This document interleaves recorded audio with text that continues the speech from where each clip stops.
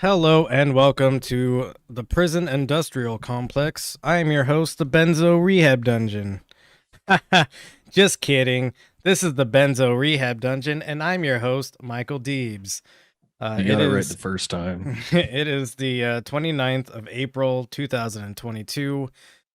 I am joined by co-host Danko Suvin from the Instagram handle @DankDeLuz. Also joined by John, the producer, from the Instagram handle. Pee pee poo poo doody Cthulhu for talking. You were going a different way with that. Cool. I could go all over the place with this one. Yeah, I bet you could. I bet you could go all over the place. Come and go. Pleasantries. John, how are you? I'm thriving. Under toxic work conditions. No, this is an employee outreach program when I ask you how you're doing. Okay. And then I pretend to listen. Maybe less emails about making money. About how much money you make. If I send less emails about money, I'm going to send more emails about feet. And it's kind of like a seesaw, we're either money or feet, Yeah, that's the more confusing thing about this, is that we get a lot of emails about how you make feet too, and I still don't know what that means. Well, we'll talk about that off camera. That was almost spit take. I don't know why. I don't know why either. That wasn't even one of my funniest things I've said. Well, hey. Cool. Well, Danko Suvin, I almost misnamed you. Yeah, you almost, yeah. Danko, how are you doing this evening? I'm doing bad. frankly, I'm doing poorly. Yeah. I'm poorly doing. You're like out of the frying pan and into the fire now. Yeah. I just got out of a 3.5 hour meeting. And my boss is texting me still, and I just got another notification saying some fucking Benzo Rehab Dungeon is live on YouTube now. I don't know why I need to know that. Yeah, they still let us do that. Yeah, it's honestly, it's pretty obnoxious. Yeah,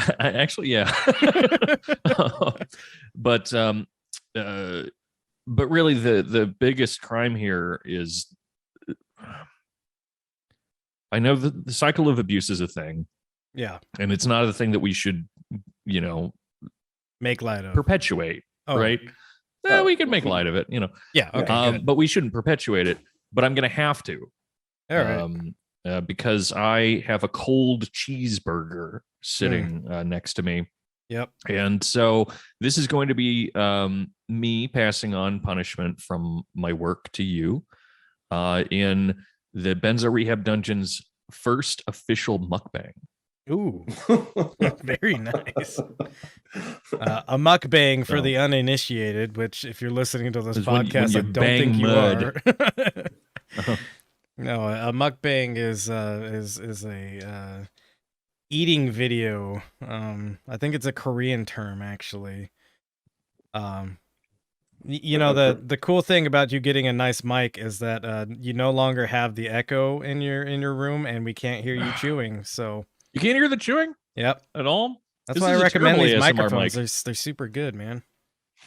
Well, I mean, it's the SM58. This is standard. I mean, they're good. They are good. I'm going to get some asinine condenser mic to just really blow this shit out. Make me sound warm. That'd be cool, man. Okay, well, we hear the slurp, so at least there's that. Yeah. Yeah. That is good.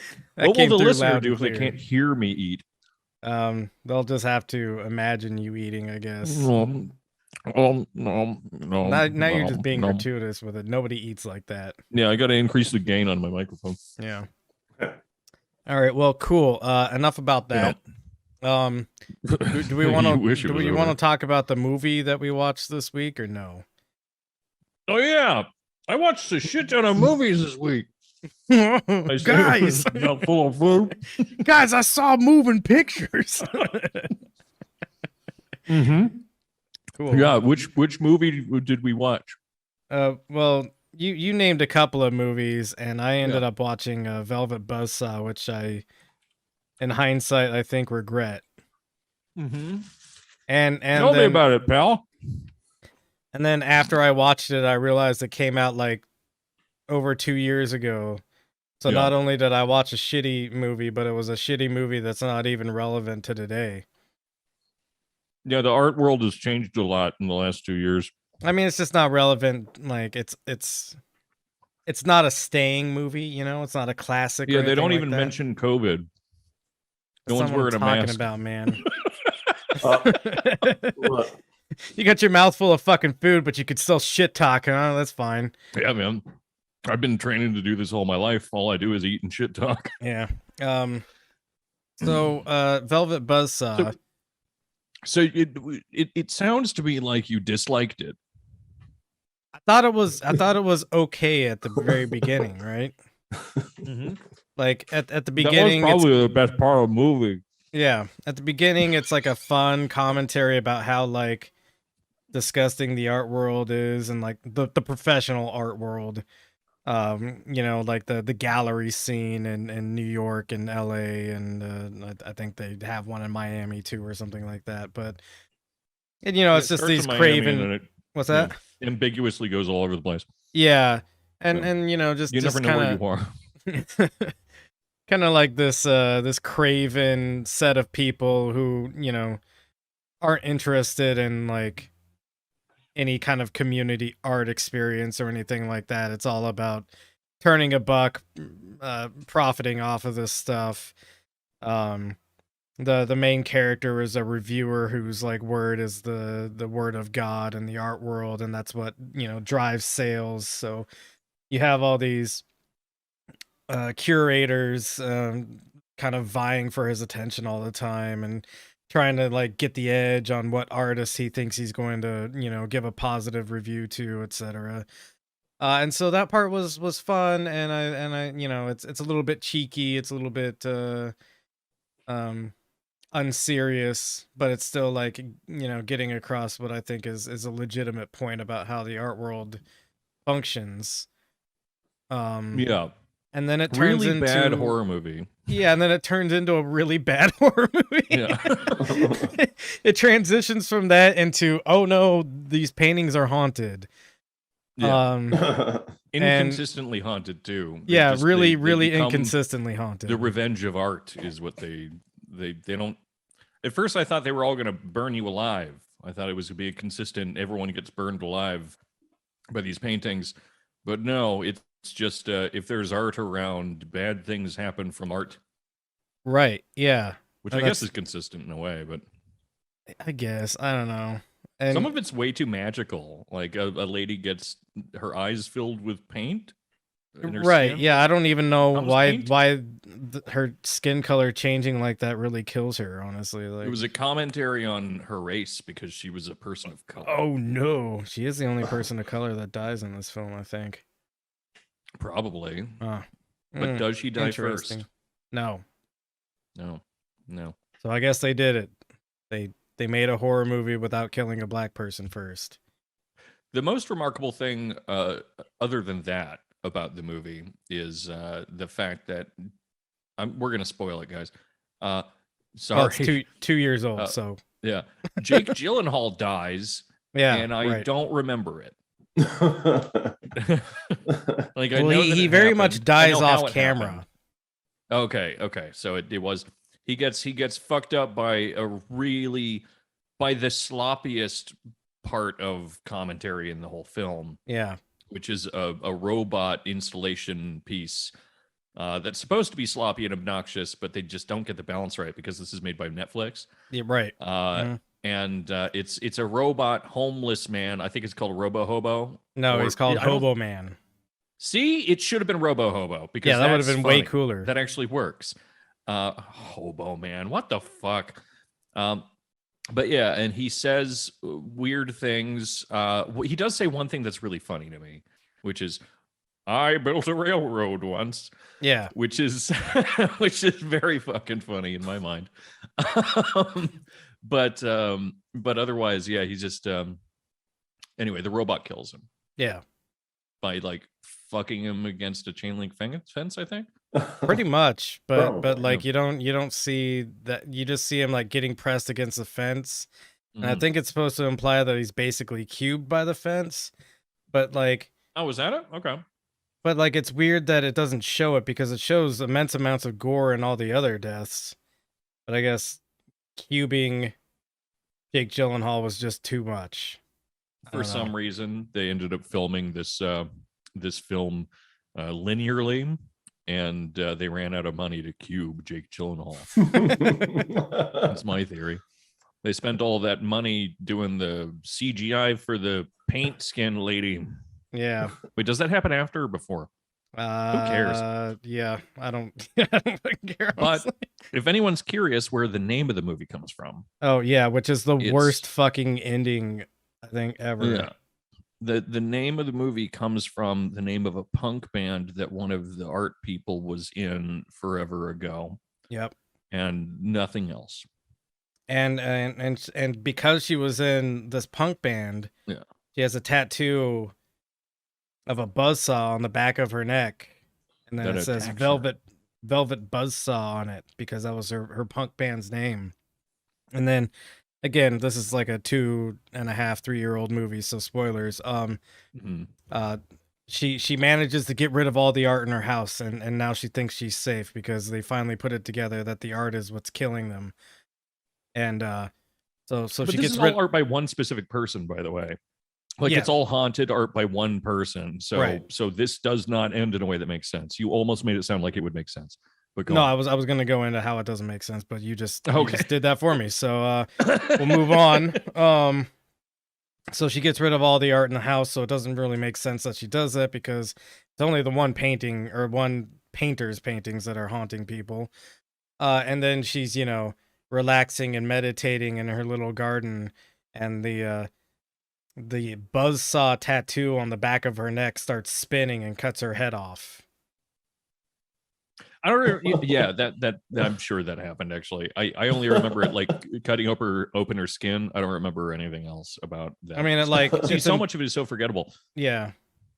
Like I totally believe that that's what occurred, but I just don't. I again don't remember it. I might even just be filling in blanks. Honestly, you might be. Because you've made me doubt myself, and I'm like, I don't know. I only watched it 2 nights ago. I'm supposed to remember all this. I'm gaslighting you with my velvet buzzsaw. The one person who does survive and continues to be a happy man at the end is the only actor in the movie that deserves it. No, actually, there are some actually really good actors in the movie, which was really bizarre to me. Yeah. But John Malkovich is in it. Yeah, right. And he's an artist the whole time that isn't commodifying or being commodified. Well, people are trying to commodify him.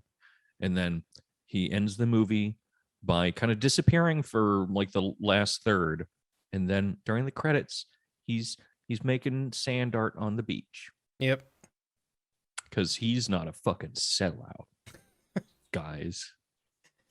Cool. The art's for everyone. His sand art. and the art that he was showing people earlier, and this is the thing that fucks it up, because if he was someone that everyone was just like, oh my god, his art's the most amazing thing in the world, then he'd have something to resist in like a character arc. But instead everyone's like, your art's not good anymore because you're not drinking. Yeah, that was a weird message to give, and it sucks. Yeah, it is, but it's also, it's like the standard fare, right? For a movie about artists, where, oh man, you should be drinking more. Advice none of us have ever listened to. Yeah, and so actually no one actually wants his shit anyway. But I guess that's also part of the point, maybe, is that the system will eat you up, that kind of thing. But I think the more we try to examine that, the worse it's gonna get. Here's the thing: I thought this movie was a 6 out of 10. That's barely above perfectly passable. I thought this movie, I didn't regret watching it. I wouldn't say I regretted watching it fine. Because the first half was fun, but it just was the most basic fucking horror movie after that. Yeah, and speaking of the word basic, it really, like, the critique is almost there, and sometimes it's good in these moments of dialogue. But whenever they really try to make the critique of the art world apparent, it's just the most fucking obvious shit that they could ever say.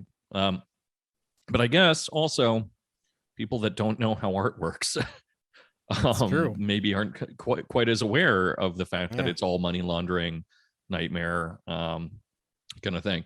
So maybe this was enlightening to some people, or maybe some people watched it and it was just a movie about tattoos that cut off your head. Oh no. That's possible. Let's go ahead and go to the next link. Again, we always front load our bullshit. California ran out of water again.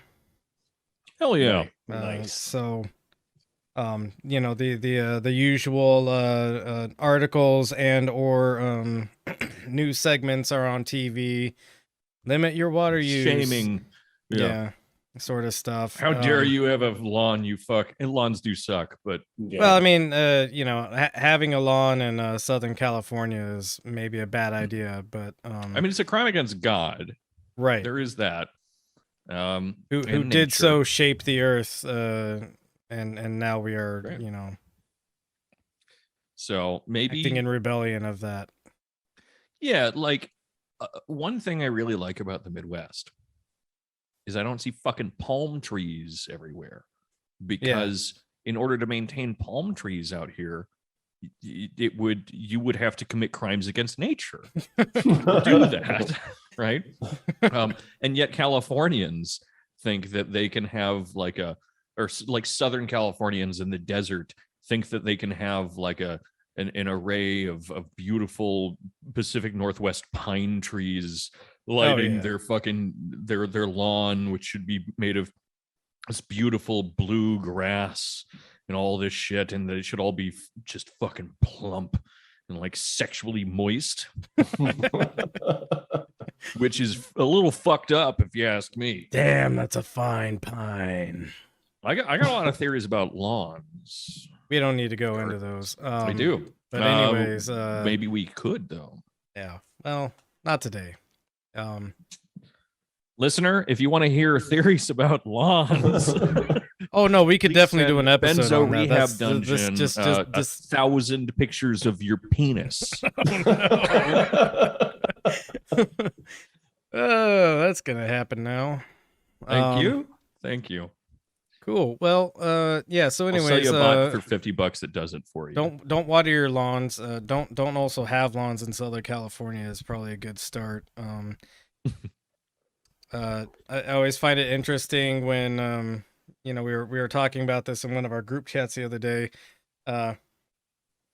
Most of the reason that we have water shortages or issues with water is because there's a couple of companies that like to create poison water that can no longer be used, turning entire rivers into toxic waste sites because it's inconvenient or it cuts into their profit margins to properly dispose of their toxic waste, etc. Like, really, it's our favorite topic here is just companies making poison water. Yeah, we talk about it quite a lot because as we should. It's a problem.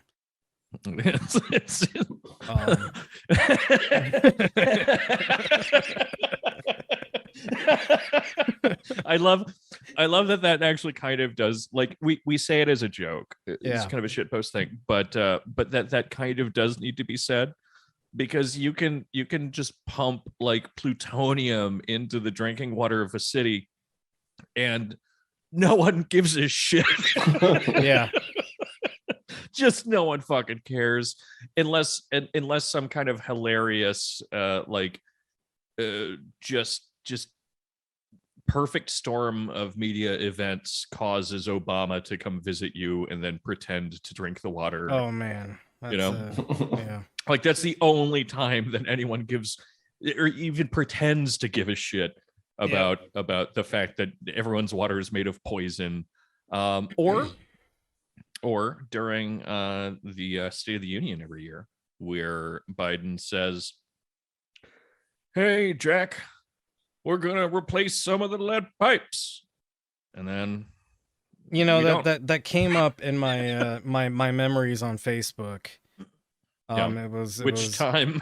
Well, just a couple of days ago. So it was the 2021. We did 100 days update sort of thing. So it wasn't necessarily the State of the Union, but at the time I was commenting how depressing it was that a standing ovation was given to the president for saying that we're going to get rid of lead pipes, a thing which I will remind everybody has been illegal to install since the 80s. So we have 50-year-old or not 50, 40-year-old fucking lead pipes, and the president's getting a standing ovation for saying that we're not going to use lead pipes anymore and we're going to replace them. And now we're 2 years into the Biden presidency, and those lead pipes are here to stay, baby. The Build Back Better bill that he did not try at all to pass didn't pass, and now we're fucked still. I mean, the real problem with Build Back Better is that pipes aren't infrastructure. What do you use them for anyways? Drinking water. It's my favorite. Oh god, I love it so much. It's the exact same thing that well, it's not the thing, it's one of the things that ended up torpedoing the Green New Deal, which again, even if that passed in the nominal sense, like, it still wouldn't fucking matter. Yeah, but, it was just a set of aspirations, essentially. Yeah.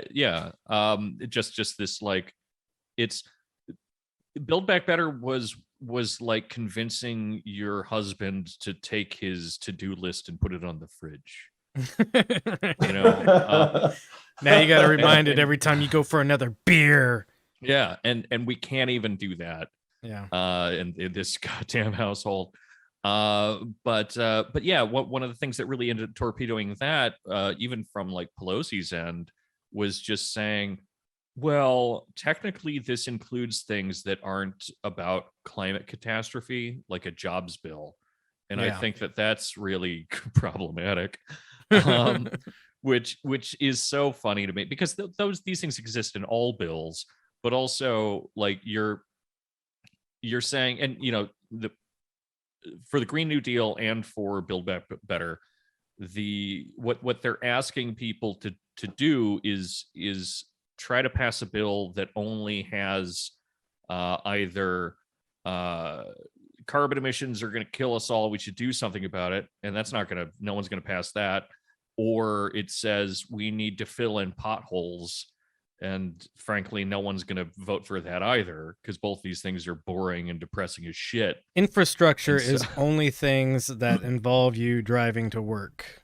Exactly. They'll seize 28 houses through eminent domain to add an extra lane to the highway. Right.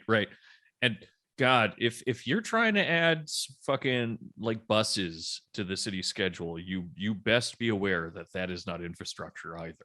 Yeah. Like, that doesn't count. And that you could, as any bill like either one of these should, have a job program tied into it directly, because you need this shit to be done, and the best way to do it is to give a bunch of people jobs. That's going to be seen as like distraction or muddying the water or something dishonest, and it's like, I literally need this to do the thing.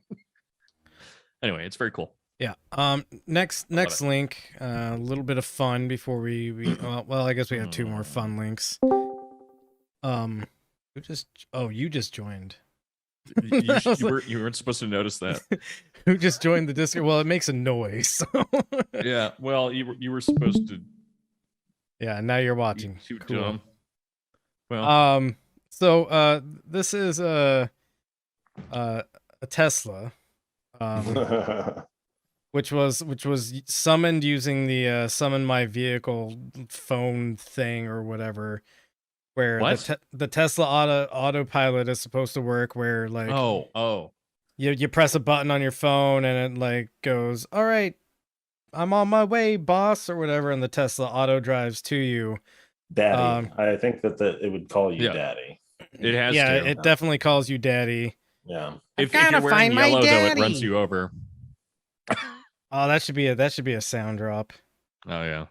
Gold digger saying I gotta find my daddy. But anyways, this Tesla tried finding its daddy, and this is what happened.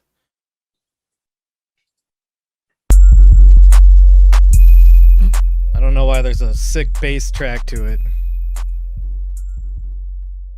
Oh, there we go. There's a video. And so you see it just drives into this $3 million plane, keeps going despite the fact that it's very clearly made some kind of impact on something. And then everybody's got to go like, oh, and then it's like, okay, I'm done crashing, I guess. I don't know. They were just awkwardly walking up to the car. That reminds me of a very good movie that I watched this week. Yeah. I forget what it was called. But it was the Killdozer documentary. Oh, Killdozer! Oh man, I gotta watch that. That's awesome. It's fun. They try to make it more balanced than it was, because that guy's a hero. Yeah. But you can't just sell it like a man driving around destroying the city with a gun and a Killdozer. I guess you can't sell that on Netflix as being a totally good thing. But that reminded me, just watching the Tesla very slowly crash into this plane as people very slowly and awkwardly walk up to it. Very much has the same energy. Yeah. Oh, this is a fun comment that John's found. You're supposed to constantly monitor your car via the phone app and stop the car via the app if there is any danger to pedestrians or other vehicles, or in this case, aircraft. This appears to be a Tesla setup to fail video. The fault is with the car's owner. Stupidity or not understanding the car's function is not an excuse. Yeah, actually, that's in the manual, is that if you own a Tesla, you're supposed to sit on your porch with a shotgun if it tries to get away.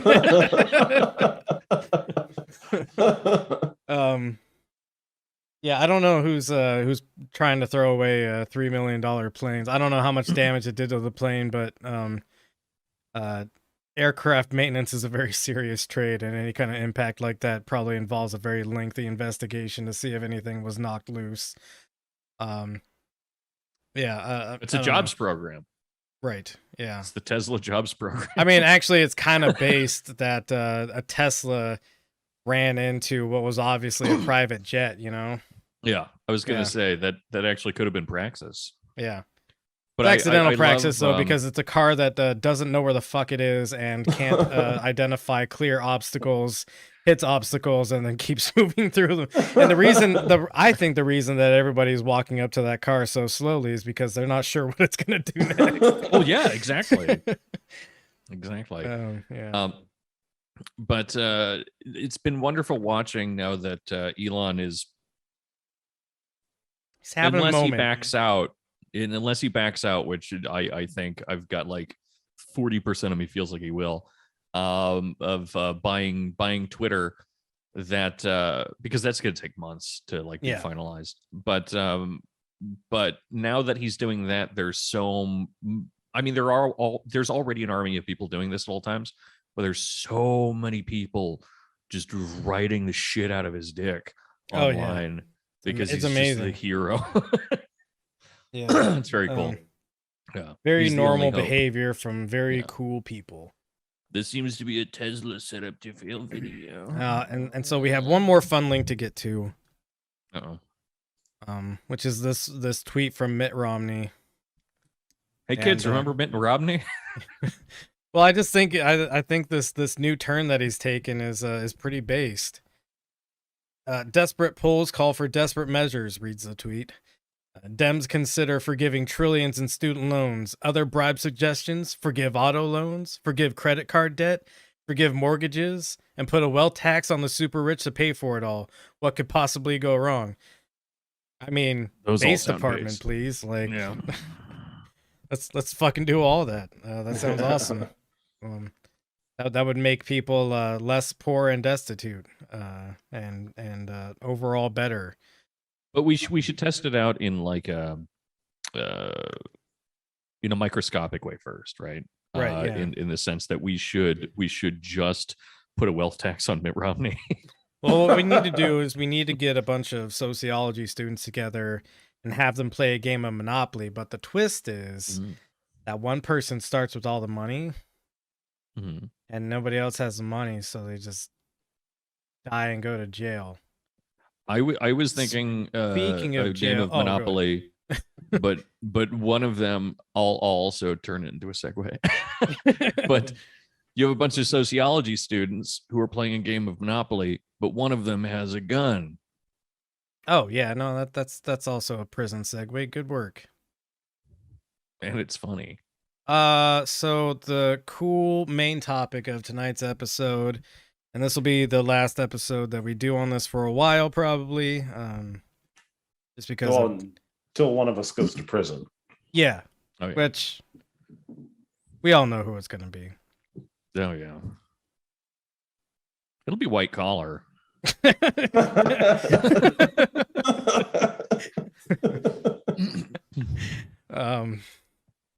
That's weird. I never wear a white collar. Hey. So I wasn't sure which way to put all these links together, but I figured I'd start with the prison uprisings before the prison abuses. Because the way that prison uprisings are captured in the media is this is a bunch of degenerates that are rioting, and why won't they just do what they're told, sort of stuff, and oh my goodness, they took a guard hostage, sort of shit, right?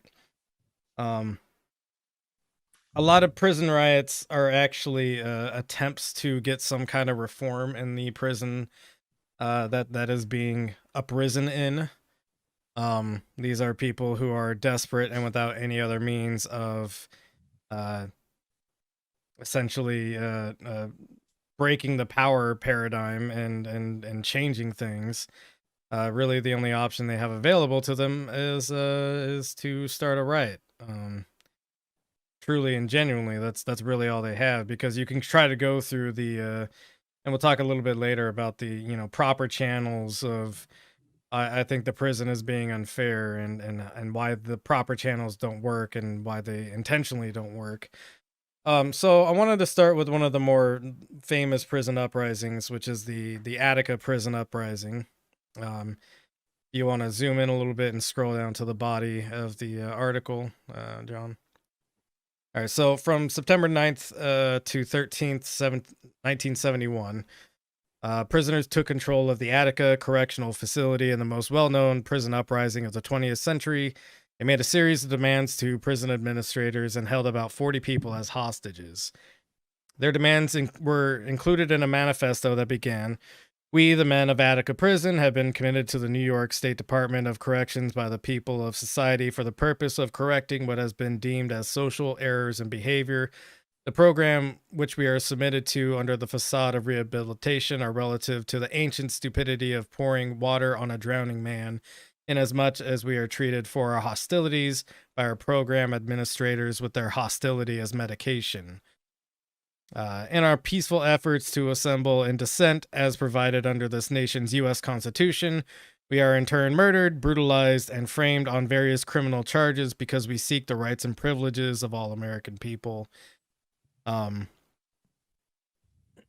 our efforts to intellectually expand in keeping with the outside world, they're all categories of news media. We are systematically restricted and punitively remanded to isolation status when we insist on our human rights to the wisdom of awareness. So that's just an excerpt of that manifesto that they wrote. You know, the way that these riots again are portrayed is that these are just a bunch of degenerates who are taking over the you know, the madhouse, essentially. You know, it's the insane running the madhouse sort of stuff, and you know, oh, this is very bad. But when you read something like that, you can see that there's a very clear intellectual purpose for what's going on. Yeah, Al Pacino just wanted gender reassignment surgery for his partner. I forget which one that's a reference to. That's Dog Day Afternoon. He's a bank robber, and he stands outside of the bank screaming, "Attica, Attica!" Oh, that's right. Yeah. Okay. When the cops are turning their guns on him. Yeah. So go ahead and go to the next link real quick. And we're going to be looking at a couple of Wikipedia articles, which I don't normally like to do, but fuck yeah, I love these have the most concise sort of what's the word I'm looking for? Summaries. There we go. You illiterate? Yeah. I am actually. A literal. I actually have somebody off screen that reads the article to me, and then I read it along with them. Actually, what most people don't know, because no one watches this live, really, apart from 2 or 3 liars, is all of this is ADR'd. Ooh. Yeah. We put peanut butter in our mouths. We move them around for 4.5 to 6 hours. And then afterwards, someone else puts the words in. Because we're dogs. Is that what you're saying? Or horses. Or horses. That's true. Yeah. Do horses like peanut butter? You know, I'm not going to go down that. So the retaking of the prison and retaliation. So this is still in reference to Attica. On the night of Sunday, September 12th, 1971, plans were drawn up to retake the prison by force. Members of the team of observers argued for Oswald to deliver inmates. Oswald was, I think, the warden or something like that. Not super. And the presidential assassin. Yes, also that guy. Argued for Oswald to deliver to inmates one final appeal for a settlement before the forcible retaking. Oswald agreed, but was instructed not to phrase the demand as an ultimatum, as Rockefeller did not want to let inmates know that the assault was beginning. So basically, they lied to the prisoners under the pretense of trying to negotiate. At 8:25 a.m. on Monday, September 13th, 1971, Oswald gave the inmates a statement directing them to release the hostages and accept the offered settlement within the hour. However, he did not tell them that the negotiations had ended and he would take the prison back by force if they refused, even stating, "I want to continue negotiations with you." The inmates rejected his offer, and as it appeared to them as though Rockefeller remained opposed to their demands, the mood among the inmates deteriorated. What ended up happening is I think it was the state police and I think maybe some National Guard or something like that. But basically, they stormed the prison, shot a shit ton of people. 43 people were killed. Guess how many of those were So 43 people were killed. 33 of them were inmates. 10 of them were prison guards that were held captive. Guess how many prison guards died from non-inmate hands? All of them. Oh. Right. Or I think it was us do math, but it was all but one of the prison guards died because of friendly fire. Obviously, during this assault, a bunch of people were shot, even though they had surrendered, stuff like that. What ended up happening is because the investigation went on so long, and investigators were finding all sorts of misconduct on the behalf of the state police and the people who retook the prison, that they ended up commuting all the sentences to the inmates who were found guilty of crimes during it. Stopped prosecuting a couple of other inmates, and then they completely threw like all the bad shit that the state did under the rug. So very cool, but an interesting way to look at the power dynamic of, you know, when you have enough dirt on the state, I guess they'll let you go. And that's essentially what happened. So let's go ahead and go to the next uprising, which is the August Rebellion. Oh, so we're done talking about the sci-fi movie Attica, the classic Gattaca. Gattaca uprising. You guys remember that movie? No. People loved that movie. I don't like that movie very much. Let's talk about a movie neither of you have seen. I'm unfamiliar with it, but go on. So the August Rebellion. This was at a women's prison, and basically what happened is one of the inmates didn't respond to a guard favorably. There's some dispute as to who attacked who first, but I'm pretty positive based on the power dynamics of prisons. The guard probably tried to rough up the inmate first, and then the inmate defended herself. And then what happened is basically a male SWAT team was called in, beat the shit out of her, drug her down some stairs, and then the rest of the inmates like kind of never heard from her for a while. And they were worried that she was basically just killed. So what they did is they took over the prison. Same sort of situation as what happened in Attica, where an inmate was murdered by guards. Thankfully, this inmate wasn't murdered by the guards, but you know, she wasn't given due process. She wasn't allowed to even like plead her case before a court or anything like that. They just threw her directly into solitary confinement without even, you know, letting, you know, her cellmate or people who, you know, she had made friends with in the prison where she was or what had happened to her. It wasn't until they staged this uprising and got media attention on it and everything like that that the inmate who was thrown into solitary was eventually released from solitary. Was able to argue her case because the situation was so muddy. I think it was basically just thrown out. And nobody really had any like extreme repercussions for this. Nobody died during this also, which is cool. And something, you know, actually came of it, and at least getting this person out of solitary confinement. Well, August Rebellion, more like August Rebellion. What does that even mean? I mean, it's where the word August or like Augustus, it means respectable. Respectable well, cool. It's better now that you explained it, I guess. Yeah, well, someone got it. Someone got it. I mean, I could have done like an August Revolution joke. Would you prefer that? Well, that's already linked at the top as if you're looking for the August Revolution, which is the 1945 Vietnamese uprising. Yeah. August Rebellion, more like Ho Chi Minh in a women's prison. Ho Chi women? Ho Chi women. Ho Chi women. That's the dumbest thing ever. All right, cool. Oh yeah. That's the short and dirty about the August Rebellion. And basically what I'm trying to do here is what's that? Nothing. I just made it. You said short and dirty, and I turned it into a Vietnamese joke. Oh, that's terrible. Oh, one person got it and made a kissy face at you in the comments. We're very proud. Oh, good. Yeah. Emily. Thanks, Emily. Wait till she hears the Vietnamese slur you said.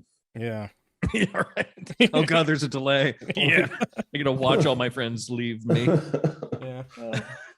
I'll be here. So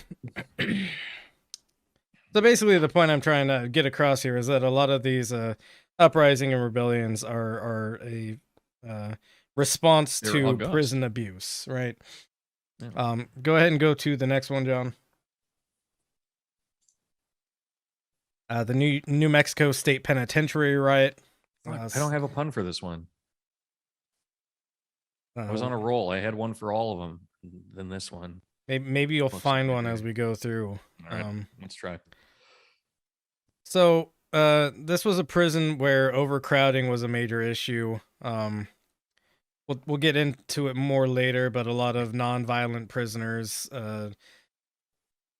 celled together with violent prisoners, etc. Several inmates were being. Programs are. What's that? That's where the training programs are. If you want to become good at crime, you go to prison so that someone more serious than you can help. So go ahead and scroll down a little bit, John. There's a list of demands in here somewhere. List of demands. Oh, causes. Yeah, right there. Oh, yeah, causes. Well, the causes of the riot are well documented. Author Roger Morris wrote that the riot was a predictable incident based on an assessment of prison conditions, prison overcrowding, and inferior prison services. Common problems in many correctional facilities were major causes of the disturbance. On the night of the riot, there were 1,156 inmates in a prison that had beds for fewer than 963. First time non-violent prisoners were not adequately separated from repeat violent prisoners. Many were housed in crowded, unsanitary dormitories. P&M's food was of poor quality, a problem which was exacerbated by the prevalence of cockroaches and mice. Intestinal diseases were common. A visiting warden reported P&M as the filthiest institution he had ever seen. Another cause was the cancellation of educational, recreational, and other rehabilitative programs. When the educational and recreational programs were stopped in 1975, prisoners had to be locked down for long periods. These conditions created strong feelings of deprivation and discontent in the inmate population that would increasingly lead to violence and disorder. So we started out the article by saying this was one of the most violent prisons. Well, my brother in Christ, you made the violent conditions, right? We're memeing real time. Inconsistent policies and poor communications meant relations between officers and inmates were increasingly in decline. These patterns have been described as paralleling trends in other U.S. prisons as populations started to grow in the 1970s.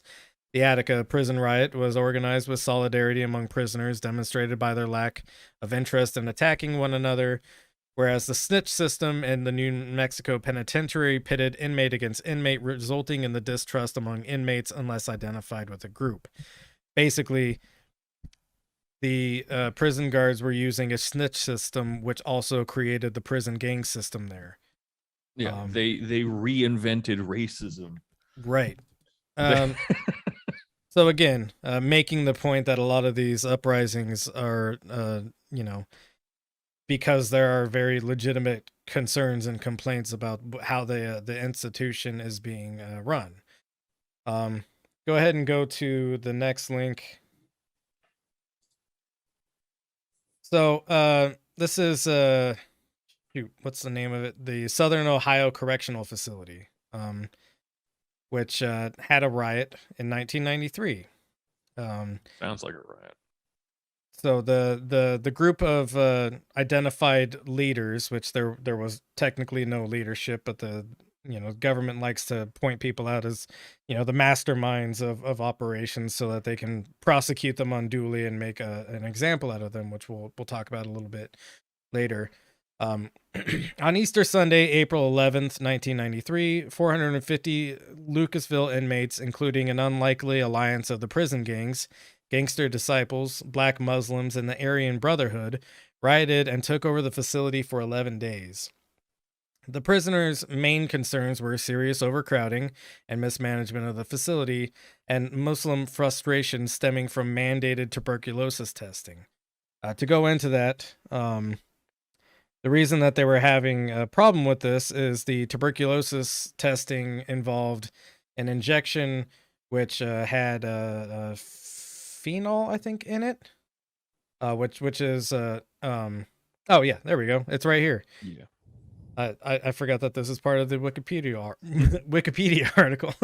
It contained phenol and therefore went against Islamic restrictions concerning the handling and consumption of alcohol. There are plenty of other tests for tuberculosis that don't involve this, and instead of, you know, respecting the religious beliefs of the Muslims in the prison, they were trying to force them to get this tuberculosis test anyways. This is, this is one of many issues. So during this, a couple of people were killed because of the snitch system, and retaliation during this moment of disorder. But for the intensity of the riot and what happened, really not that many people were killed, and the mass amount of complaints that were essentially being levied against the prison.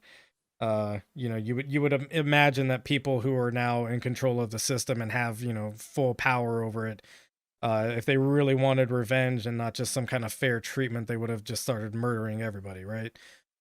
That's not what happens during this. And you have, and this isn't me making the argument for the Red Brown Alliance sort of stuff or anything like that, but you have very opposed groups. You've got the Gangster Disciples, the Black Muslims, and the Aryan Brotherhood all working together towards this common goal. And you believe in a multipolar prison system. and really what it boils down to is a solidarity of the class structure within the prison, right? All these prisoners might be from different gangs, but they have this understanding that there is a same classness between all of them, and there's a power structure above them that is oppressing them. This was brought to my attention by Chris Hedges' book, America: The Farewell Tour, where we're actually going to look at an excerpt next. So go ahead and go to the next link, John.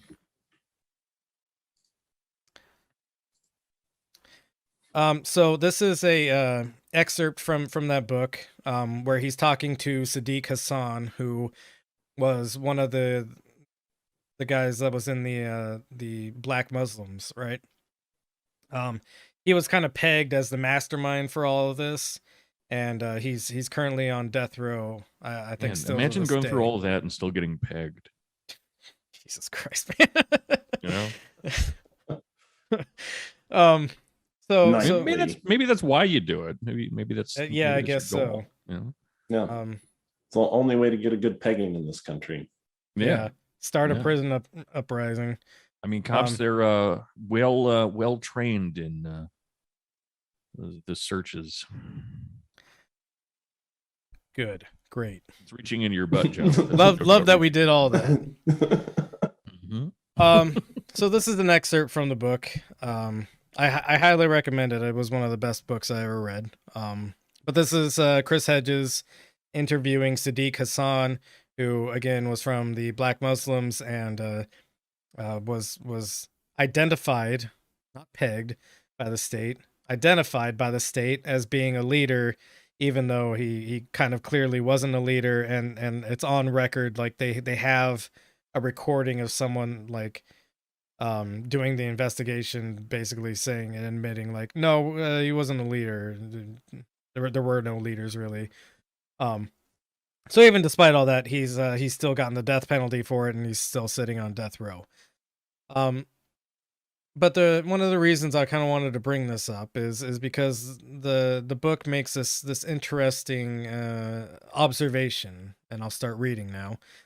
There are lessons about resistance Hassan has learned that apply not only to the 2.3 million Americans who are incarcerated, but to a society in which the loss of civil liberties and the creation of the security and surveillance state increasingly mirror the prison state.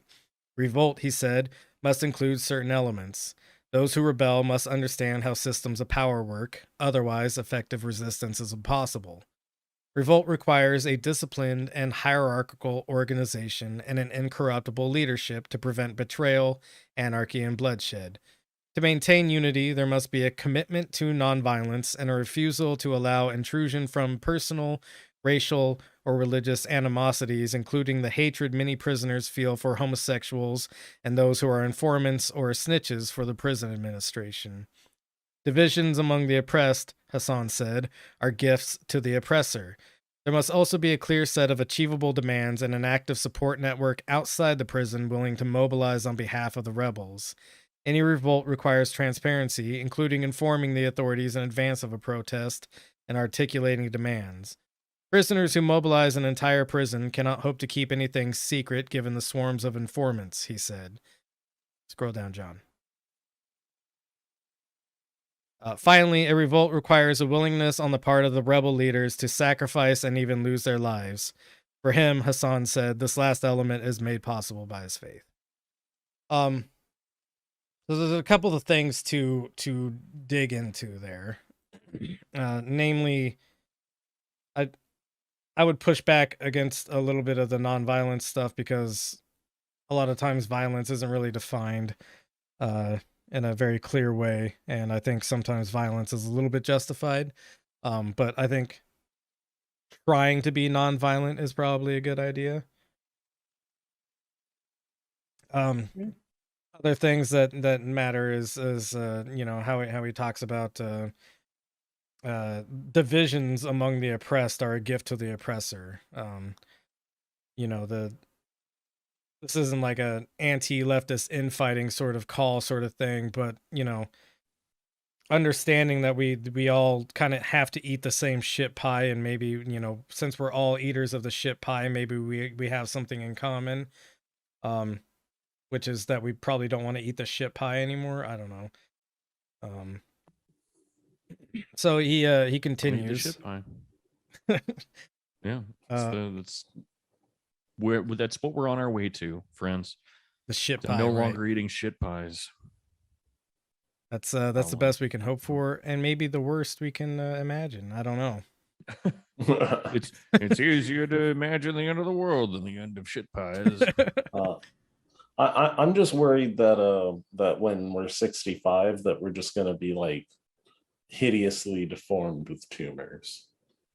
Yeah, I mean, but that'll be helpful because it'll speed up your demise. Because really, the thing I worry about is that we hit 65 and we're just healthy enough to like keep shuffling around the house for another 25 years, but then the world doesn't have water or food anymore. You know, I think one of the most valuable lessons that I ever learned from you know, popular culture is X-Men, in which what if the mutations are good, actually, you know? Yeah. What if I get some sick claws or like laser vision or something, you know? That'd be neat. It'd probably just be like a purple dick, though. Yeah. Hey, maybe that's a selling point to some people. I don't know. Yeah, it's not even different in any other way. It's just a different color. Oh, yeah. Never mind. Take it back. And I don't know, the dicks are kind of purple. Well, it looks nice in the light, I guess. Yeah. It's not weird. It's not like a harsh purple. It's more like a mauve or something, right? Yeah. Burgundy. That's the unfortunate side of purple. Cool. I have a very specifically colored penis. The color is called a bruise. All the blood vessels under my penis's skin have broken. Just punching my cock. Great. So to continue with Sadiq Hassan, most prisoners don't have a problem going on strike for fair wages and better conditions, he said. They will challenge the powers that be. The problem is that we need people on the outside to help us. If we go on a hunger strike and starve ourselves, if we refuse to work or participate in our own self-destruction, there have to be groups publicizing our resistance and backing us.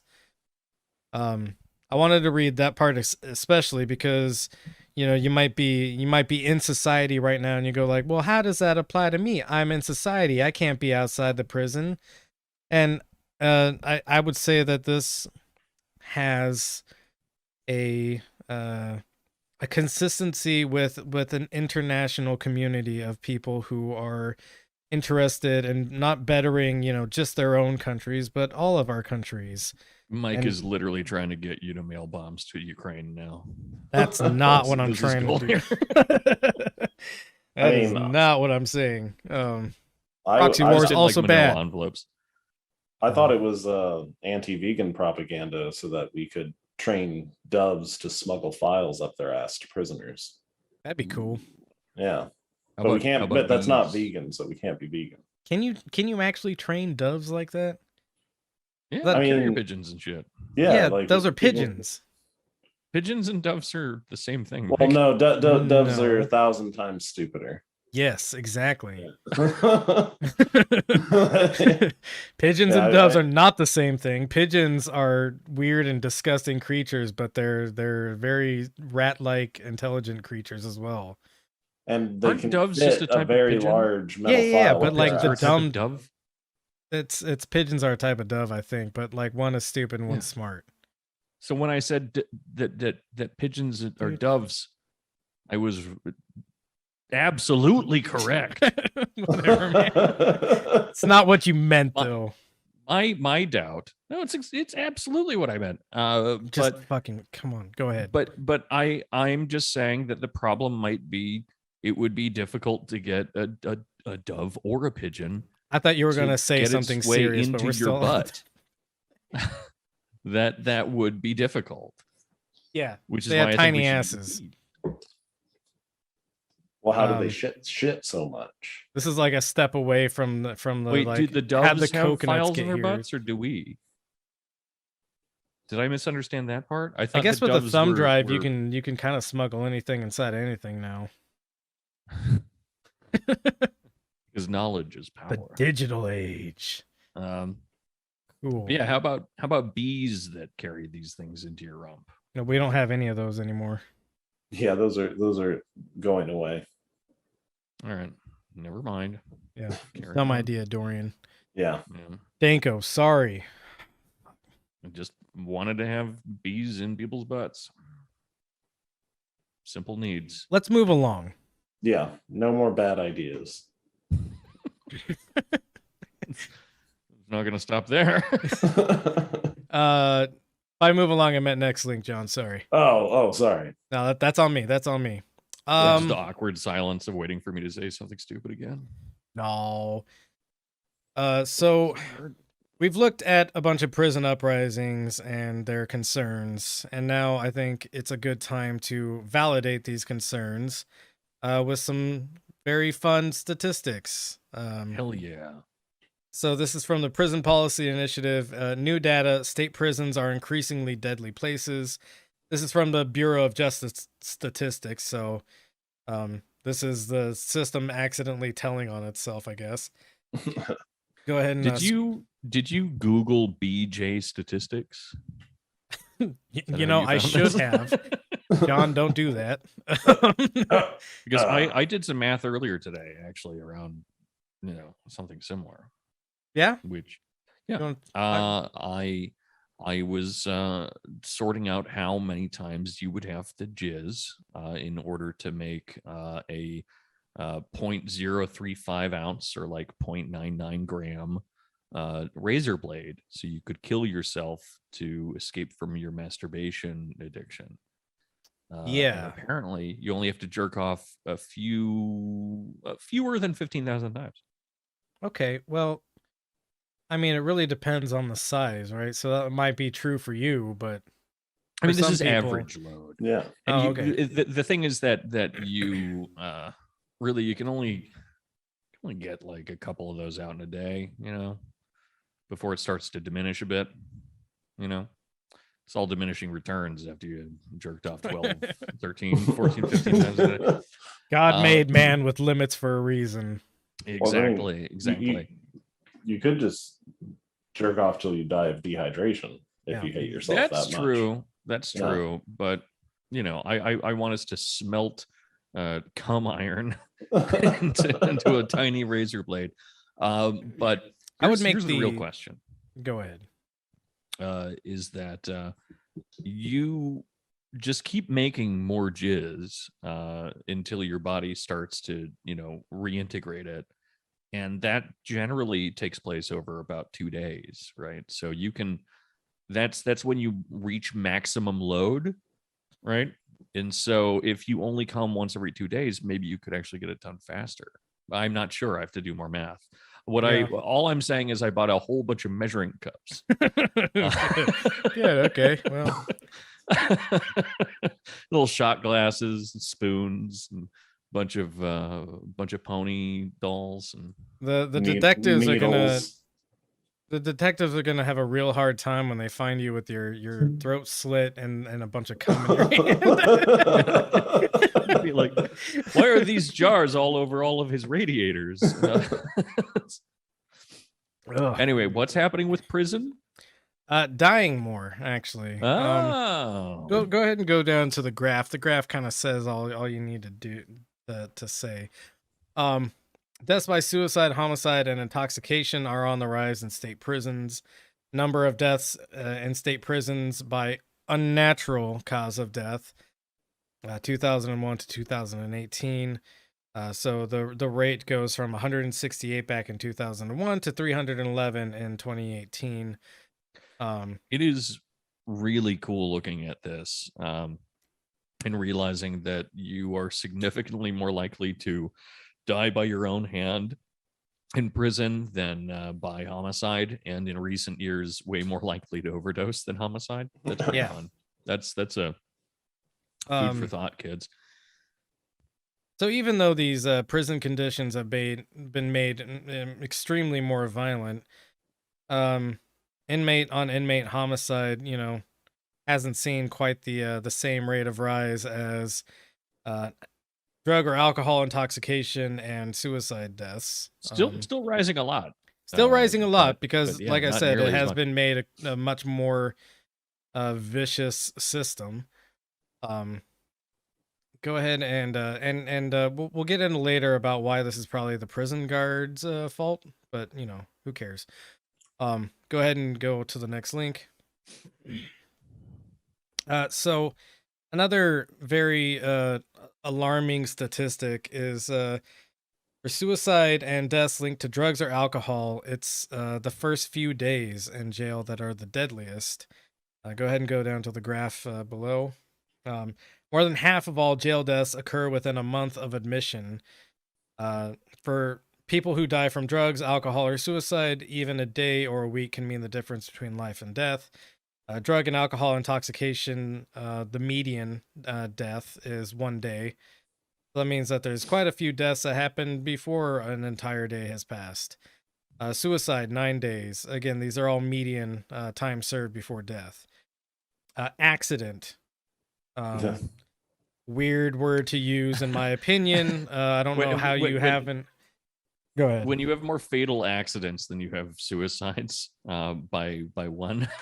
Right. That is such a weird, I don't even know what to think of it in that case, because it seems like both there are too many suicides. So I'll make a real quick, and also way more accidents than there should be per suicides. I'll make a real quick correction. Thing here. This isn't more accidents than suicides. This is how many days it takes before somebody dies from this, right? Well, also, if it takes a shorter period of time, I would assume in most cases it happens more often. Yeah, I mean that's an assumption, but it's not necessarily the case.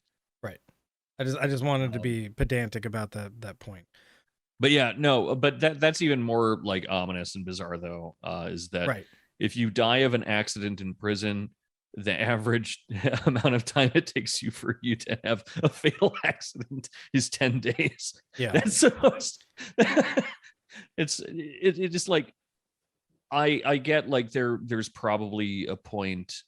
Like let's think about this in terms of like a job, right? Like workplace accidents are probably a little bit more common. When you're first starting off, probably a bit more common, right?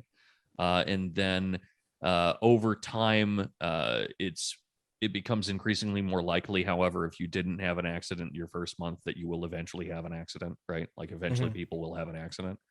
But then after a while, that drops precipitously, I'm sure. because suddenly you're like so experienced that it's very unlikely for you to have an accident.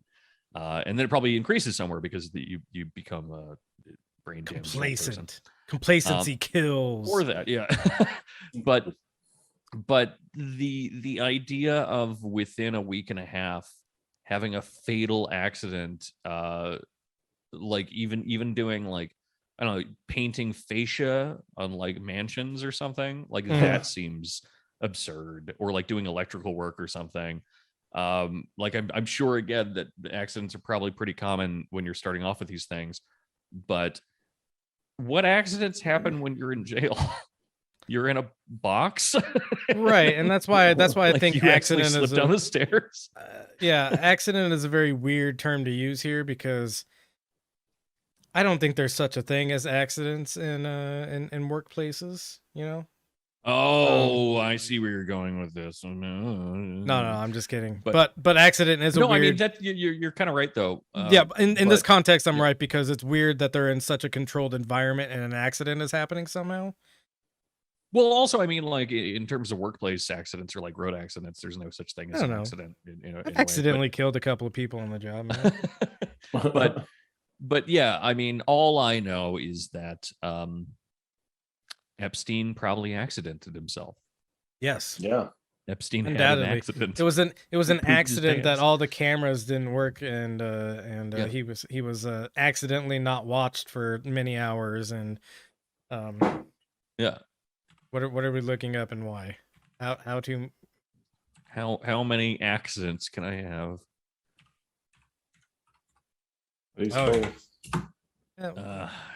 E before I, but whatever. It'll work. Yeah, doing a Google image search for that.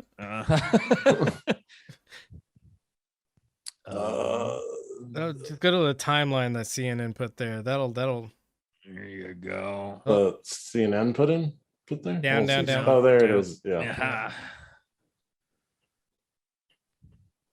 Oh no, but this is just a timeline. I was hoping it would be like one of those like left to right, like when he was arrested. Oh, his arrest, July 6th, and then scroll down, July 23rd. So yeah, not too far outside the range of an accident, I guess.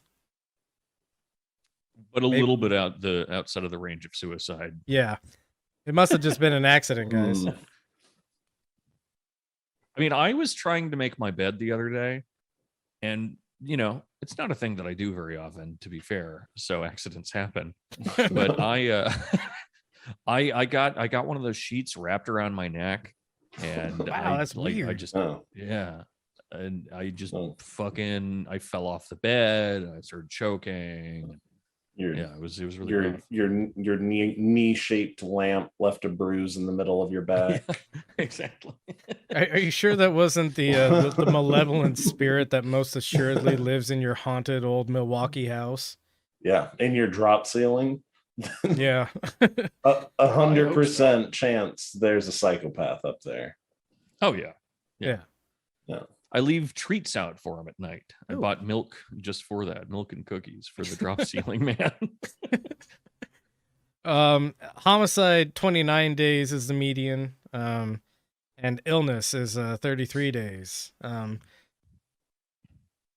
I will be making a point about why all of these things are completely preventable, including the illness part, because we've seen, the New Mexico State Penitentiary, for instance, that we talked about, where the warden said it was one of the filthiest institutions he's ever been in his life.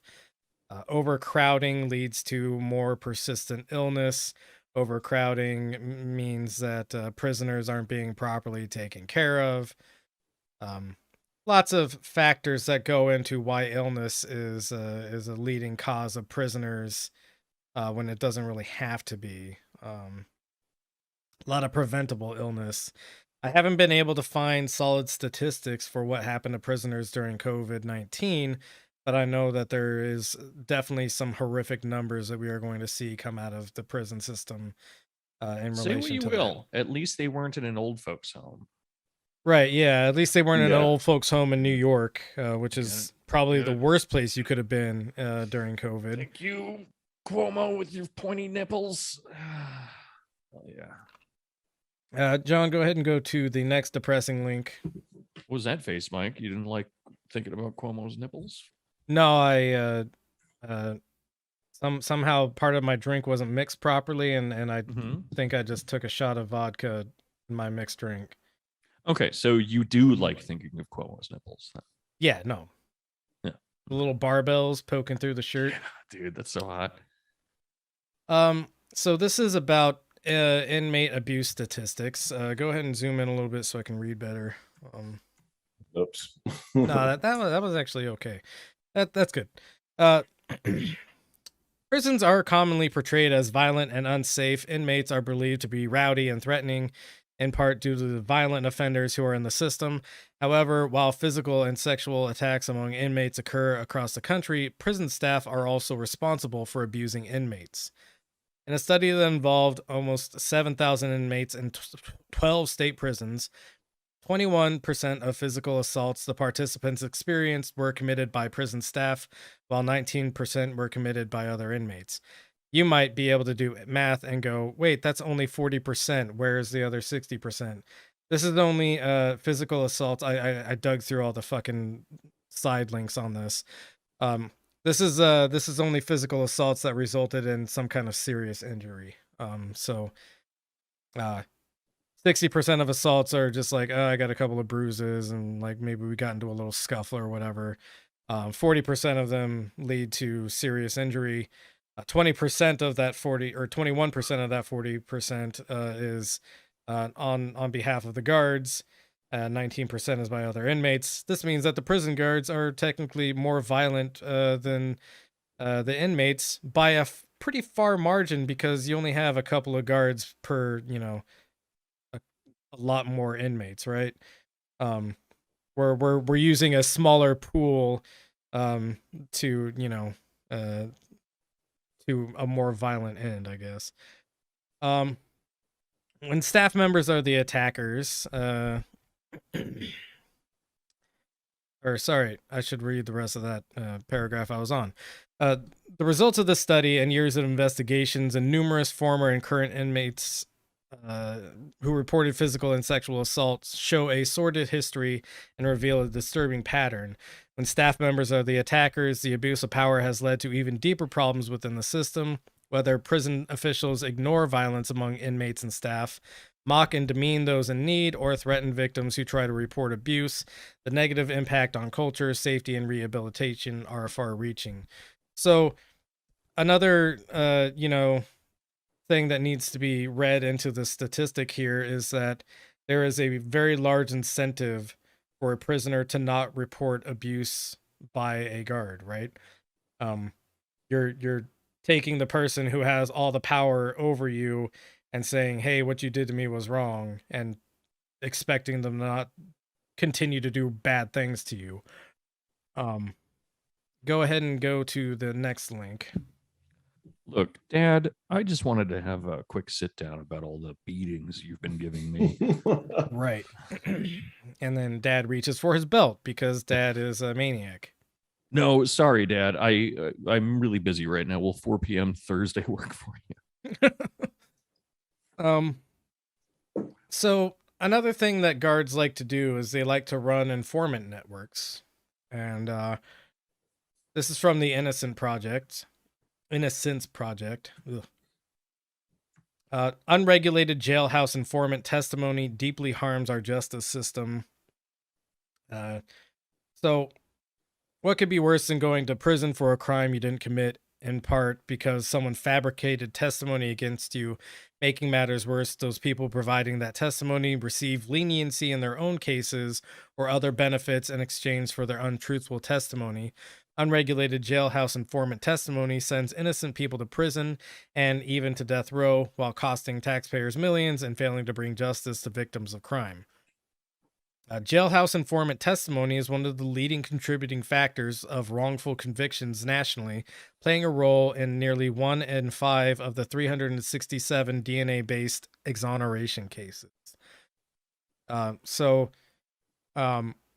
Guards like to start pitting the prisoners against each other, which I think is why, you know, homicide has this like a 30-day median time period, because, you know, you get somebody in there and then the guards start manipulating green prisoners, and the green prisoners do something out of line to the older prisoners, and the prisoners kill them. You might And think that this is reading into the situation a little bit too much, but we'll look at the next link and we'll show how that's not true. Dorian, go ahead. Well, no, I mean, if you're going to murder someone, if you're going to murder someone, you're going to murder someone you don't trust. Right. Exactly. There you go. Done. So this is about criminal informants, and criminal informants are incentivized by a wide range of beliefs, or wide range of benefits, to produce information for the government. The most common benefit is leniency for the informant's own crimes, but the informants also work for all sorts of other things, including money, drugs, improved conditions of confinement, or legal immigration status for themselves or family members. And again, these criminal informants are all prisoners. So you're taking someone who is in a desperate situation already, which is prison, saying, hey, I'll give you some nice things if you rat on somebody else. You know, the negotiation is not equal here. It is a predatory system, and the guards know what they're doing, which is basically risking this informant's life, because if this informant is found out, they're probably going to be stabbed or beaten severely by the inmates for being a rat. And the guards know this, and it's because the guards don't, the guards and the justice system doesn't really want to do its actual job, which is to try to find the truth of the matter or whatever. Well, that would be hard. Yeah, that would be hard, and that would require evidence and effort. Government officials, conversely, have strong reasons to ignore informant wrongdoing and unreliability in order to win cases. Officials have been known to lie, break rules, cut corners, and even commit additional crimes to create, reward, and protect their informants. The entire market is challenging to track and regulate because so many of its operations are secretive and informal. In all these ways, the informant deal threatens the integrity of the criminal process. At the same time, using informants offers real benefits to law enforcement. Sometimes informants permit the government to investigate and convict offenders who would otherwise escape prosecution. The FBI's use of mafia informants, some of them murderers, helped dismantle the organized crime.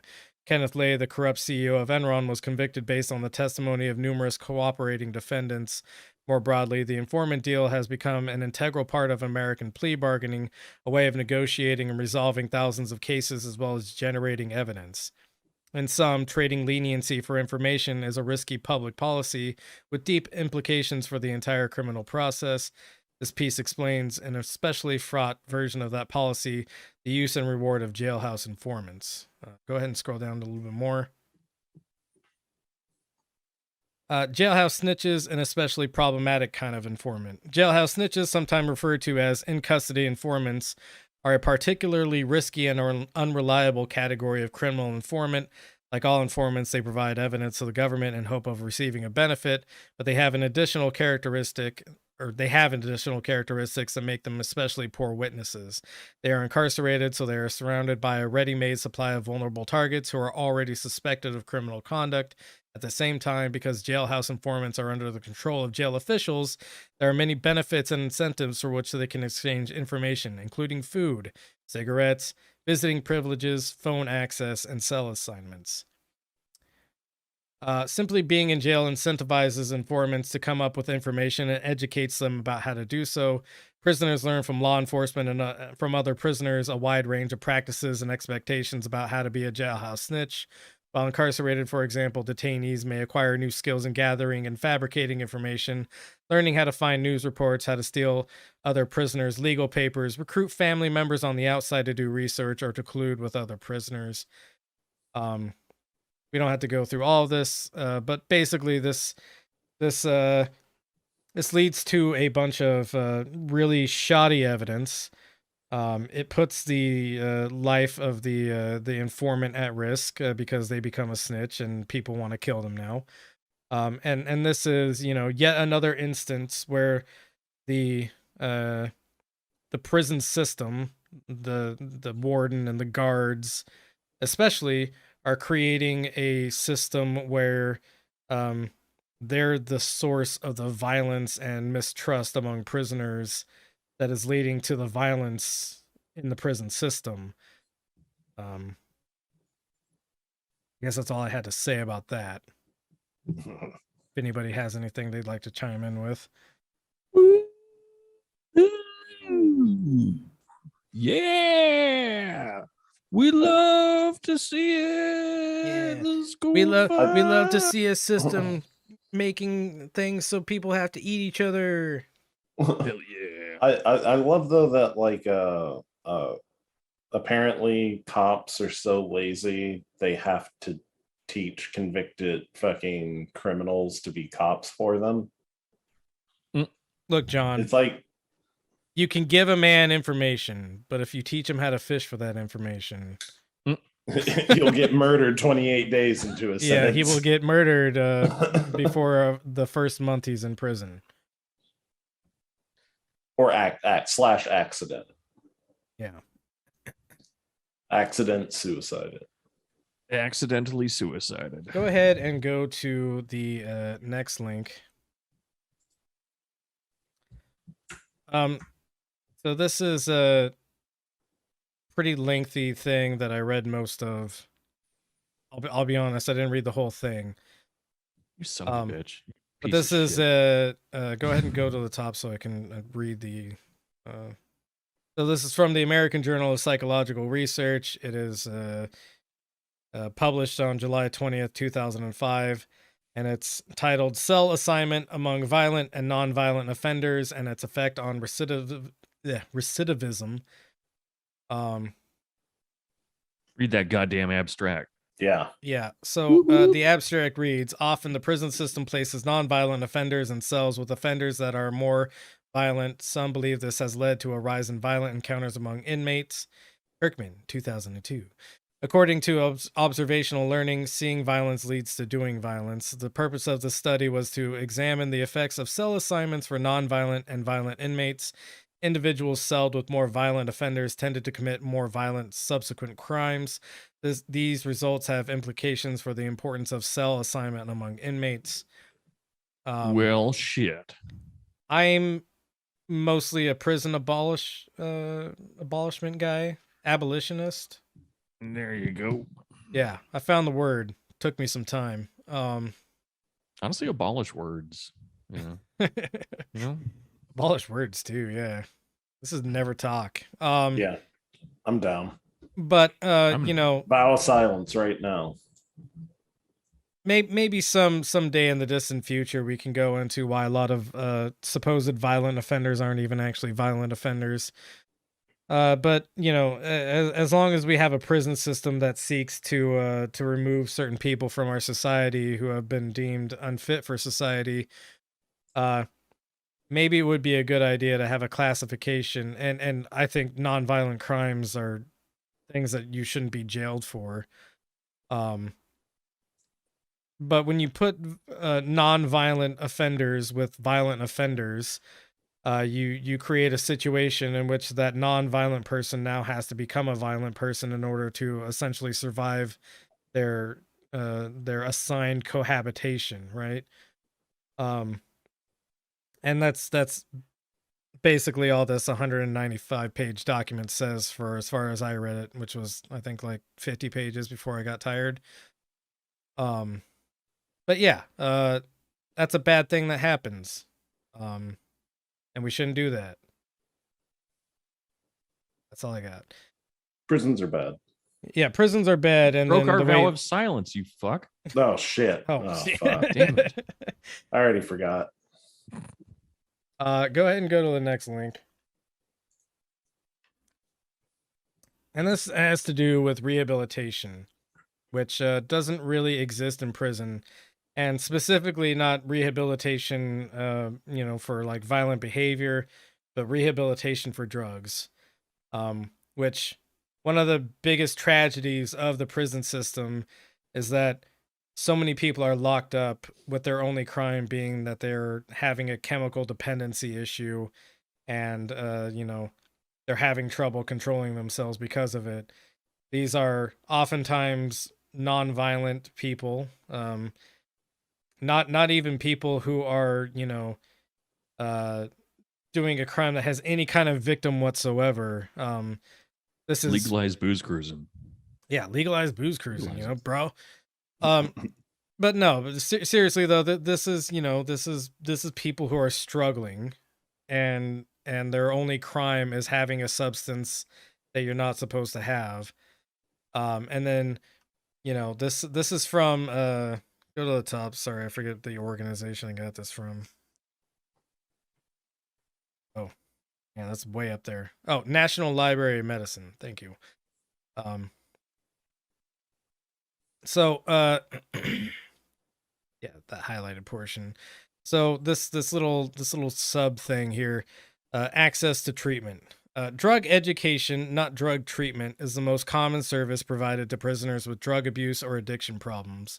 More than 1/4 of state inmates and 1 in 5 federal inmates meeting abuse dependence criteria participate in self-help groups such as Alcoholics Anonymous while in prison. However, though treatment during and after incarceration has been shown to significantly reduce drug use and drug-related crime, less than 20% of inmates with drug abuse or dependence receive formal treatment. So basically what we do, instead of giving addicts any kind of rehabilitation that would be substantive and useful, is we send them to DARE. DARE plus God. Yeah, DARE plus God, which is what Alcoholics Anonymous is. And I'll never go. Oh, no, I'm just kidding. Maybe I'm probably not kidding. I'm never going. You can't stop me. There are better ones. There are better ones. I'm part of Booze Cruisers Anonymous. Booze boofers. Booze boofers of Barnabas. So yeah, like I said, this is the last time we'll cover this subject for a little while. By the subject I mean exclusively the prison industrial complex. But I felt it was something that's important to talk about. It's actually in our contract. We're not allowed to bring up prison for the next 37 episodes. Yeah, I did make you guys sign that. Yeah. So we're just gonna pretend that people are going to a farm up upstate? north. Right. Yeah. But you know, I hope this has been informative to people, or at least affirmative to people who already are on the page of at the very least prison reform, but probably prison abolition.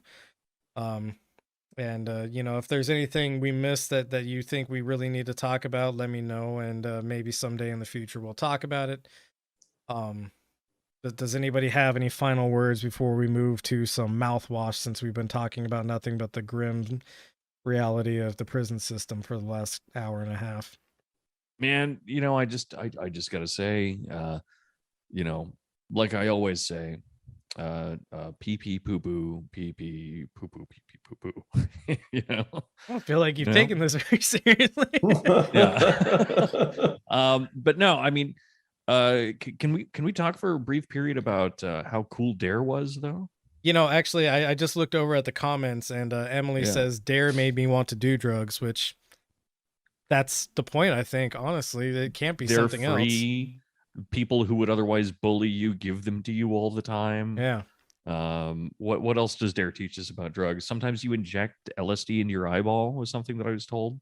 Yeah, which seems like a really cool way to take LSD. Honestly, that's pretty metal. When John and I were in the Marine Corps, we got drug safety briefings all the time, which was essentially DARE but for the military. And I remember very vividly, and I think you and I were even maybe sitting next to each other, or not next to each other, but pretty close to each other in this auditorium where we were watching this drug safety briefing. And it was going over the dangers of marijuana. And one of the bullet points said, you'll have like feelings of euphoria. I was like, damn, really making me stay away from that one, because I didn't do any drugs. I drank a bunch before the Marines.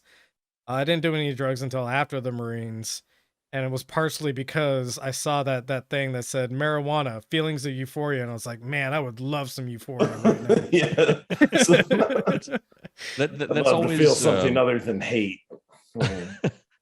that was so I got to do adult drug education courses as well at a point, and I remember how weird discussing euphoria and that kind of stuff was, because they would always try to sell it to you as, well, it's you feel great, but for how long? And it's like, that's any moment about 4 hours. It was on the last slide. You told me. Can you imagine? Have you ever been happy for 4 hours without drugs?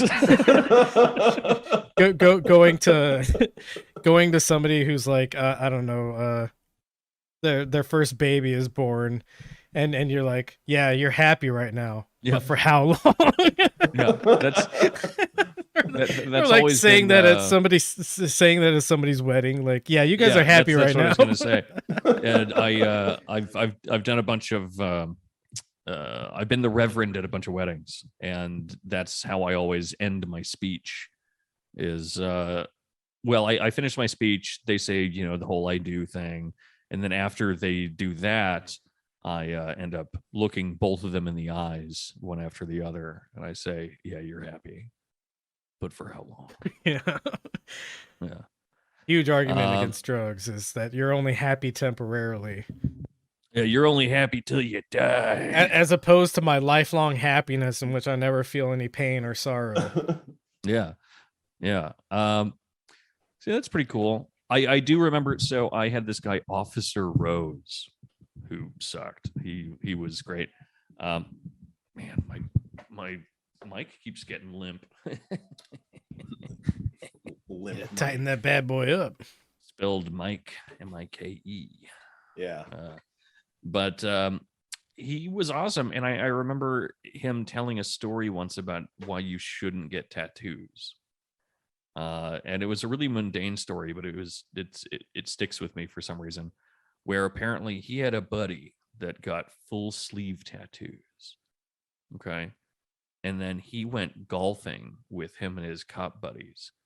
But you see, he can't show that he has tattoos to cop buddies. That would be inappropriate.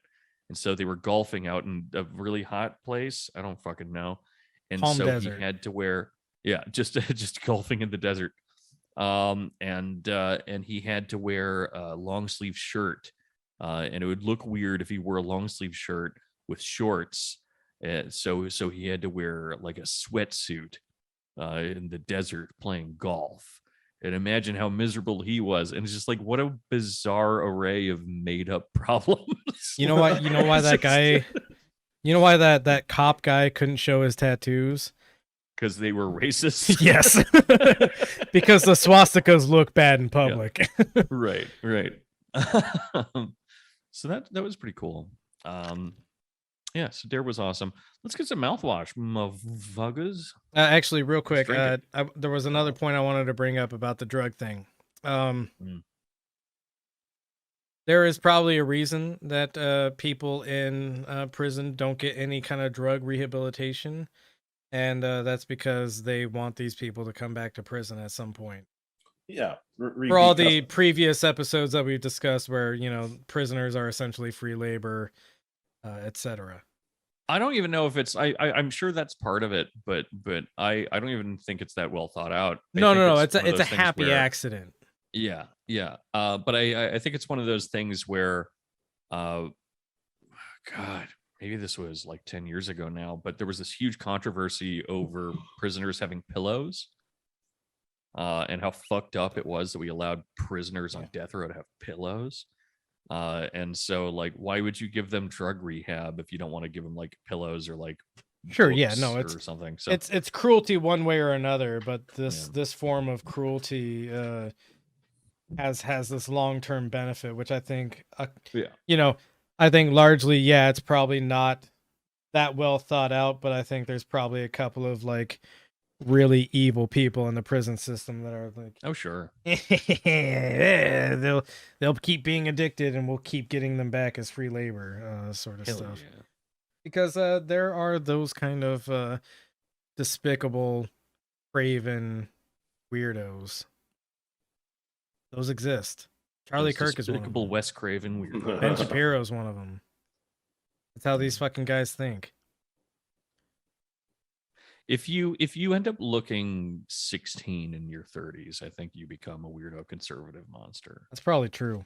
Yeah, like you were never able to grow a beard. Yeah. You know, I was thinking about it the other day, and that's probably why I started getting white hairs in my beard before my 30s. Because you're not a rad lib. Yeah. I'm based. You can look at my beard and see. Yeah, so mouthwash time, I guess. Is Ben Shapiro the only married incel? Oh, no, there's plenty of those. No, Rob Charlie Dreher. Kirk has a wife. Yeah.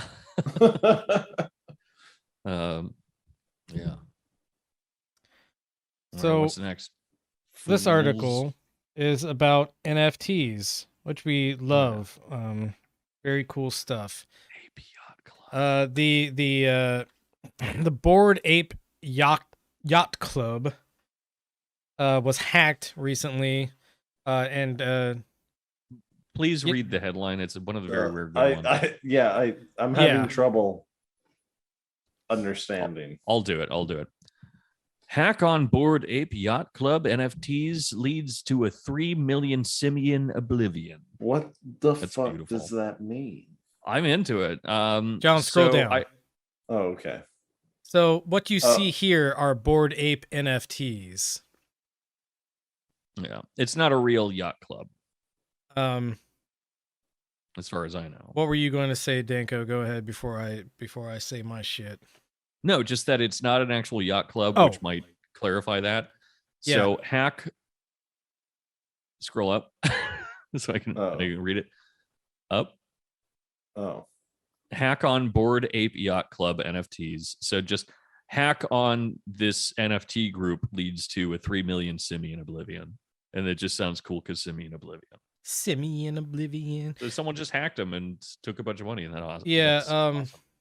Well, did they take a bunch of money, or did they just take a bunch? No, they took a bunch of NFTs, which is the point. Yeah, which was the point I was going to make. Things. Which is, I thought you were confused about whether or not some like guy broke onto a yacht that was somehow full of NFTs. Like John's not that dumb. Like hard drives. I don't know. No. It's it does read like that. I am dumb enough to not understand and refuse to understand NFTs. Yeah, that's dumb enough to be smart. That's fine. I think what's really hilarious is on the right there you have an ad for NFTs. Oh Jesus! Juxtaposed with this article of NFTs being stolen. The thing that I would have as an issue, like a point of contention with this article is, I don't think $3 million of NFTs were stolen because NFTs have no fucking value. But you know, that's neither here nor there. Go ahead and scroll down to the body of the article, John. Yuga Labs, the multi-billion-dollar collective behind the infamous Bored Ape Yacht Club non-fungible tokens, has been targeted by another hacking attack, leading to the theft of millions of dollars worth of the simian NFTs. Basie's series of algorithmically generated cartoon ape profile pictures is one of the best-known collections of NFTs, a digital asset or artwork whose ownership is stored on a blockchain, a decentralized ledger of transactions like those used by cryptocurrencies. The attacker seized control of the Basie Instagram account and sent a phishing post that many followers were fooled into clicking on, connecting their crypto wallets to the hacker's smart contract, a mechanism for implementing a crypto transaction that enabled the attacker to steal the assets hidden or held in the wallets, seizing control of 4 Bored Apes as well as a host of other NFTs with an estimated total value of $3 million.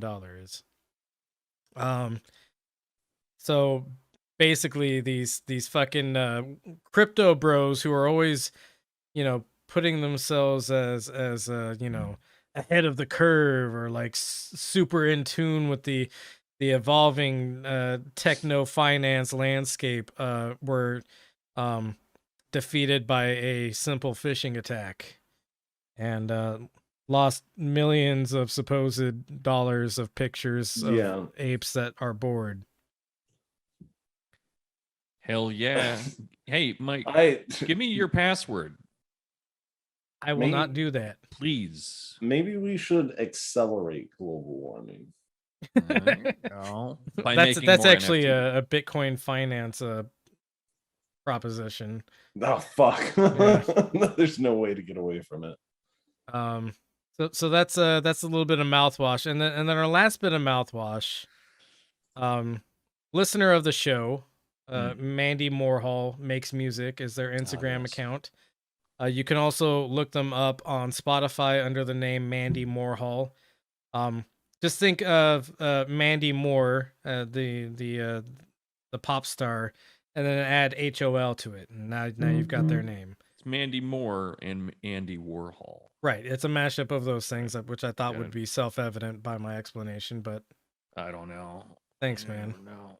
You seem to have a very low opinion of the listener and viewer, and yeah, you know, is it because we're bad or because you think they're bad? I think I've interacted with them enough. I've seen you people. But this is and if you're unfamiliar with GLASSJAW, the band, this might not make very much sense to you. Yeah, and you've never touched a woman or ever been in love. But this is a mashup of Jordan Peterson and GLASSJAW. The title of this piece, which was made by Mandy Moorehol specifically for the podcast, which nice. Shout out to them. This might be turned into some kind of play out music in the future. But this is Jordan Peterson versus GLASSJAW, and it's called Fedora Tip Your Bartender.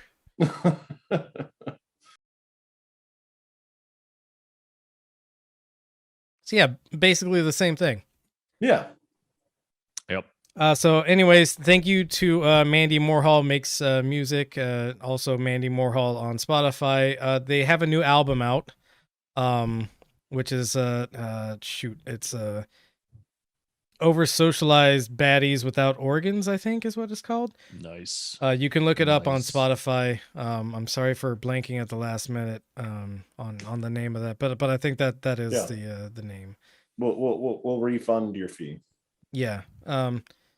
This isn't a paid advertisement.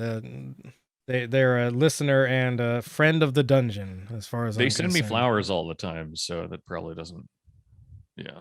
Well, that's nice of them. Yeah. And I keep saying them because I don't know their gender, and frankly, asking for someone's gender is weirder than assuming it. Penis. Mandy has a penis. Okay, well, good. Glad we got that out of the way. Before we go, it's a very nice one, from what I hear. Yeah, that's good. Before I go, or before we go, Danko, do you have any advertisements you'd like to get out of the way? Advertisements? No. Okay. Do you have anything you'd like to pitch, though? Yeah, absolutely. So it's up on YouTube now. I believe it should be up on Spotify as well. But the PAMU podcast, the Philosophy Union podcast, finally had me on, which was wonderful because I've wanted to go on there ever since I saw John McAfee speaking to these two bizarrely young people about nonsense. And so I was on there this last week. So look that up, the PAMU, PAMU, or the Philosophy Union podcast. You should find it either way through Spotify or YouTube. We actually got pretty in the weeds about Deleuze and a lot of different theory stuff. So if you're interested in the more nitty gritty, that's a good place to find it. Otherwise, the workshop's still going strong. So still focusing on fascism and eroticism. So that's every Saturday, 11 a.m. until 2 p.m. PST. And you can find that at patreon.com/Truncata, TRUNCATA. And it's only $5 a month. $5 a month. And you get to hang out with such cool people as Danko Suvin from the Instagram handle at DankDeluz, and Michael Deebs from the Instagram handle at Benzo Rehab Dungeon. And you get to do it for like 12 to 15 hours a week. and you get free readings and shit. You get all these materials for $5. So And you'll only see me cry and vomit sometimes. he pisses and shids and farts and occasionally comes, but we usually don't watch him do that. Yeah, I do that off camera. Cool. Well, before we go, as always, the Benzo Rehab Dungeon is and always will be a free broadcast. However, if you would like to support the production of this podcast, and I don't know, maybe you think we're cool and neat and deserve some money for it, you can go to patreon.com/BenzoRehabDungeon and donate whatever you like or don't like to donate. There's no paywalls or anything like that. You're not going to get anything special out of it. It's purely on a donation basis as far as I'm concerned. With that being said, as always, we love you. Please take your medicine. Tip your bartenders and take mine too. Save some for your friends. Beautiful. I'm going to give it a couple of seconds so we don't cut off John like we always do. Shit. Yeah. Fuck you. Done. Don't drop your mic like that, man. That's, it's not good for it. All right, I think we're past the Yeah.